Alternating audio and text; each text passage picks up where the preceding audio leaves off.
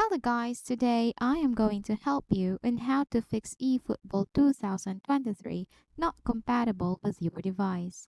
If you got a problem in installing the eFootball 2023, it may appear like this. To solve this problem, just follow these steps. First is to activate the Play Store. To do that, open your Play Store, then tap your profile picture. Tap the settings, tap on About, and then tap Update Play Store.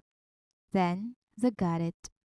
Second is to check your phone version.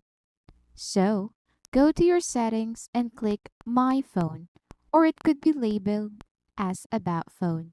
Scroll down and find Android version and click and check if your phone is compatible for the application. Your phone must be at least Android 11. Next step is to install the application from Chrome. Tap Chrome and search eFootball 2023 APK. Click the site and install. Also, you can go back to the Play Store and try to install it there. Hopefully, you find this video helpful.